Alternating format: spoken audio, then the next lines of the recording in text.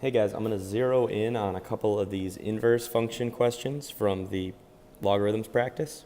It is important to know these things. They will be on the test on Friday. All right, I'm going to talk about z of x first. I'm going to go through the first couple of steps behind the scenes because we don't really need to talk about them anymore. You're going to call z of x y and then flip the x and the y. Now that we've done that, we can focus on trying to get this y by itself. But we can see that it's being added to this 3, and it's all a part of this logarithm, right? So this log has a base of 2, and the argument to this logarithm is y plus 3. So this all goes together. We do notice this minus 2 out here that does not go with the rest of this stuff. It's just being tacked right onto the end. So we can very easily get rid of that thing just using addition. So we'll just add 2 to both sides. Now we have x plus 2 equals log base 2 of y plus 3. Now is where we have to use our knowledge of logarithms and exponential functions. We know that this is the same as if we swing this 2 over to this side and raise it to the x plus 2 power. Remember, what this is saying is, to what power must I raise 2 to equal y plus 3? And that power is x plus 2. So again, I'll repeat that. To the x plus 2 power is what you must raise to equal y plus 3. And there are a couple different ways to think about that. You could think of it as, we need to get this by itself, so we know that that's going to be the only thing left on this side. Or you could think of it as taking this 2 and swinging it over to this side while at the same time dropping the log. That's fine as well. Whatever you have to do, I prefer if you reason it out and understand what it's really saying. But if you need a quick trick to help you get through these problems, then use one of those. The last thing you have to do is get y alone, so we're just going to subtract 3 from both sides. Be careful not to subtract 3 from that x plus 2. This does not turn into 2 to the x minus 1.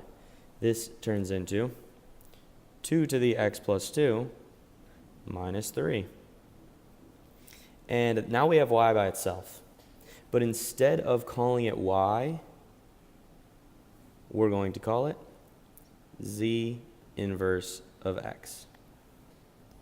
And there's your inverse function. You had to use an exponential because you had a logarithm at first. And we know that the inverse of a logarithm is an exponential, and the inverse of an exponential function is a logarithm. So we're going to have to use that knowledge when we deal with p of x.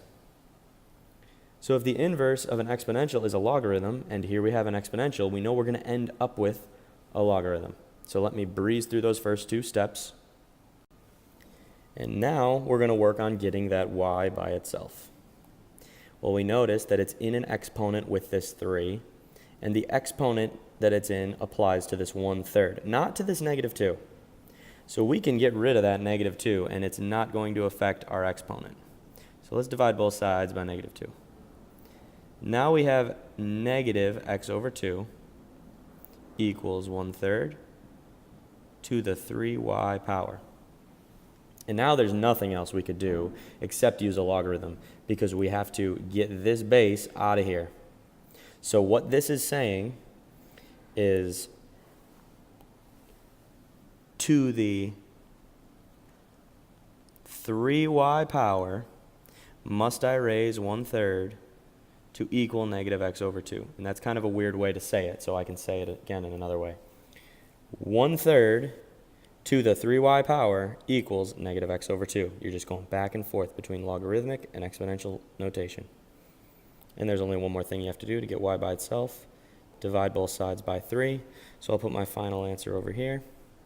You'll end up with log base 1/3 of negative x over 2 all over 3, and we don't call it y, we're going to call it p inverse of x. And there's your inverse function.